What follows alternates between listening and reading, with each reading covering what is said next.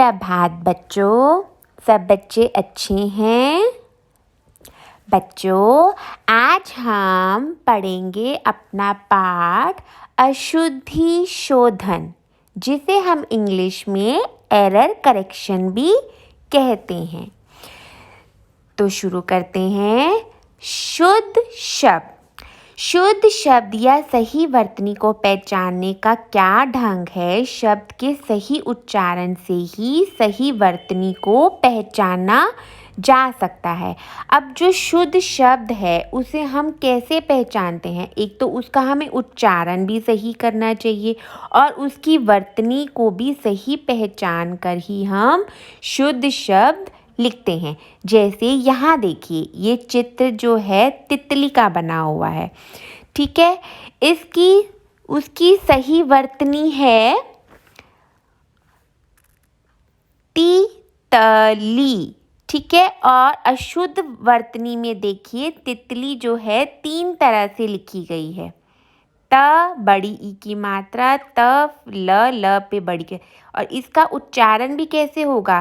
ती तली। फिर इसका अशुद्ध दूसरा, ये देखो, त को छोटी की मात्रा, त ल को छोटी में, ती तली। और ये है क्या? तितली। तो इन सबके उच्चारण अलग अलग है, इसीलिए सही वर्तनी सीखने के लिए हमें सही शब्दों का उच्चारण करना आवश्यक है। अब इसमें देखिए, वर्तनी के नियमों का पालन न करने वाले विद्यार्थी लिखने में प्राय अशुद्धियाँ करते हैं। विद्यार्थियों को वर्तनी के नियमों को ध्यान में रखकर शुद्ध शब्द लिखने चाहिए। अब आप लोग बच्चे भी कितनी अशुद्धि करते हो, मात्राओं की कितनी गलती करते हो, कोई छोटी की लगा देते हो, बड़ी की लगा देते हो। तो हमें जो है सही नियमों को ध्यान में रखकर शुद्ध शब्द लिखने चाहिए। अब ये देखिए, आपकी कुछ यहाँ पे अशुद्ध शब्द हैं और ये शुद्ध है। अब जैसे ये देखिए, इच्छा। इच्छा यहाँ कैसे अशुद्ध में कैसे लिखा है और शुद्ध में ई आधा च छ आ, इच्छा। अब विद्यालय देखिए, अशुद्ध में कैसे लिखा है और विद्यालय होता कैसे शुद्ध? ऐसे ल छ म ई, लक्ष्मी, और लक्ष्मी होता है, ठीक है। और देखिए यहाँ पर ब न द र, और यहाँ लिखते कैसे हैं शुद्ध को? ब या तो आधा न लगाएंगे या बिंदी लगाए, दर, बंदर। तो ये कुछ शब्द जो है हमारे शुद्ध शब्द हैं। अशुद्ध शब्द को शब्द शुद्ध ऐसे करते हैं।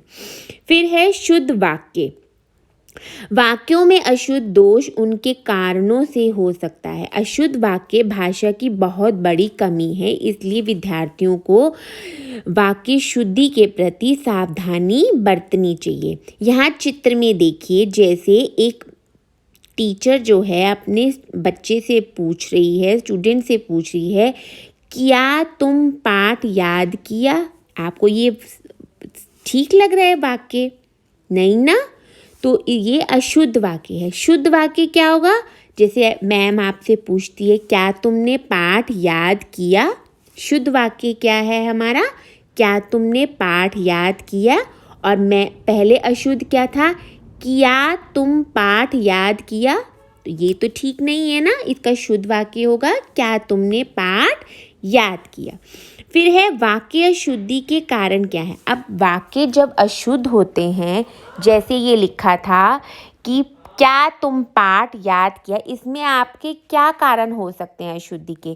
क्रिया को लिंग या वचन के अनुसार ना बदलना, गलत उच्चारण का प्रयोग करना, गलत सर्वनाम का प्रयोग करना, गलत मात्रा का प्रयोग करना और अधूरी क्रिया का प्रयोग।